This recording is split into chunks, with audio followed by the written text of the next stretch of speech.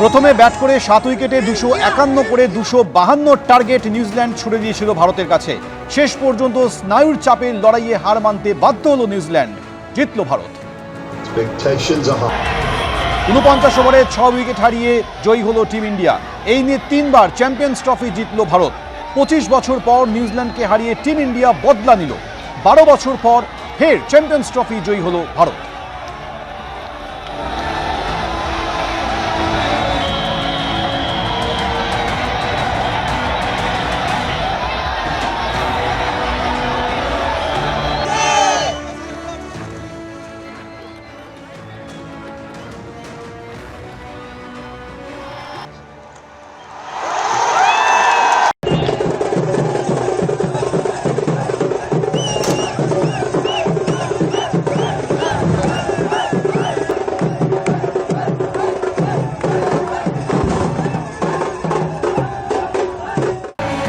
আমাদের প্রতিনিধি সৌমিত্র রায় এই মুহূর্তে আমাদের সঙ্গে। সৌমিত্র, ব্যাটে বলে দুর্দান্ত পারফর্ম করে চ্যাম্পিয়ন টিম ইন্ডিয়া।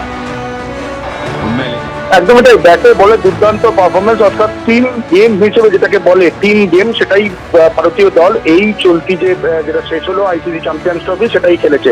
এবং তোমাকে বলে রাখি যে এই যে ভারতীয় দলের সম্পর্কে একটা কথা কয়েক বছর আগে হচ্ছিল যে ভারতীয় দল অন্যান্য সব ক্ষেত্রে সেরা হলেও আইসিসি ট্রফি ভারতীয় দল সেটা চ্যাম্পিয়ন হতে পারে না। কিন্তু এই 9 মাসের ব্যবধানে দুটো আইসিসি ট্রফি জিতে নিয়ে ভারত দেখিয়ে দিল যে ভারত কতটা সেরা যোগ্য দল হিসেবে এই আইসিসি ট্রফি জিতেছে। তুমি জানো যে গত বছর আইসিসি টি20 ওয়ার্ল্ড কাপ জিতেছে ভারতীয় ক্রিকেট দল, তারপর আজ আইসিসি চ্যাম্পিয়ন্স ট্রফি জিতলো ভারতীয় দল। ব্যবধান হচ্ছে মাঝখানে ব্যবধান 9 মাসের ব্যবধানে দুটো আইসিসি ট্রফি জিতলো। এবং তোমাকে যার কথা বলতে হয় সেটা হচ্ছে ভারতীয় দলের ক্যাপ্টেন রোহিত শর্মা। এই রোহিত গুরুনাথ শর্মা তাকে নিয়ে অনেক সমালোচনা হচ্ছিল, তার ব্যাটে রান ছিল না। তিনি ব্যাটে রান ফিরে পেতে তিনি মরিয়া ছিলেন এবং তিনি জ্বলে উঠলেন এমন একটা ম্যাচে, সেটা হচ্ছে আইসিসি চ্যাম্পিয়ন্স ট্রফির ফাইনাল ম্যাচে। অর্থাৎ আজকের তুমি ইনিংসটা যদি দেখো, রোহিত শর্মা হয়তো আজকে সেঞ্চুরি পায়নি, কিন্তু 83 বলে 76 রানের যে ইনিংসটা খেলেছে সেটা আজকের ফাইনাল জেতানো ইনিংস রোহিত শর্মা। এবং অন্যদিকে বিরাট কোহলি, যার দিকে সকল ভারতীয় ক্রিকেট প্রেমীরা তাকিয়েছিলেন আজকে বিরাট কোহলি তিনি রান পাবেন, তিনি আজকের ম্যাচে একেবারে ব্যর্থ হয়েছেন। তিনি আজকের ম্যাচে 1 রান করে আউট হয়েছেন। কিন্তু এই যে বিরাট কোহলি আজকের ম্যাচ ফাইনালে ফ্লপ করেছেন, সেই বিরাট কোহলির ফ্লপ হওয়াটাকে ঢেকে দিয়েছেন ভারতীয় দলের অন্যান্য মিডল অর্ডার ব্যাটাররা। ফলে এবং তার আগে আজকের ম্যাচে ভারতীয় দল তুমি দেখেছো যে ভারতীয় দল টসে হেরেছেন, রোহিত শর্মা টসে হেরেছেন। এই নিয়ে টানা 15 বার তিনি টসে হারলেন, কিন্তু সেটা কোনো ফ্যাক্টর হয়নি। অনেকে যারা ক্রিকেট বিশেষজ্ঞ ছিলেন তারা বলছিলেন যে আজকের টস জেতাটা অনেক বড় একটা এক্স ফ্যাক্টর হতে পারে আজকের টস জেতাতে। কিন্তু ভারতীয় দল আজকে টস হেরে প্রথমে ফিল্ডিং করলেও সেটা কোনো ফ্যাক্টর হয়নি।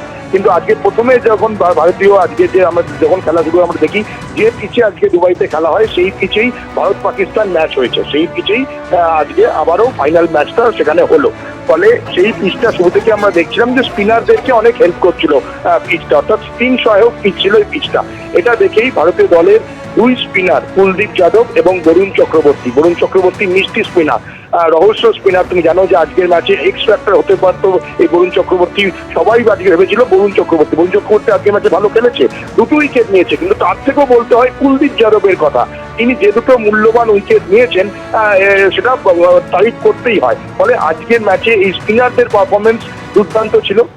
নিউজিল্যান্ডকে 251 রানে তারা বেঁধে দেয়। 252 রানের টার্গেট নিয়ে ভারতীয় দল একেবারে 252 রানের টার্গেট নিয়ে ভারতীয় দল খেলতে নেমে যখন বিরাট কোহলি 1 রানে আউট হয়ে গেলেন, খুব স্বাভাবিকভাবেই ক্রিকেট প্রেমীরা চিন্তিত হয়ে গিয়েছিলেন। কিন্তু সেই শূন্যস্থান পূরণ করলেন রোহিত শর্মা, শুভমান গিল, শ্রেয়াস আইয়াররা।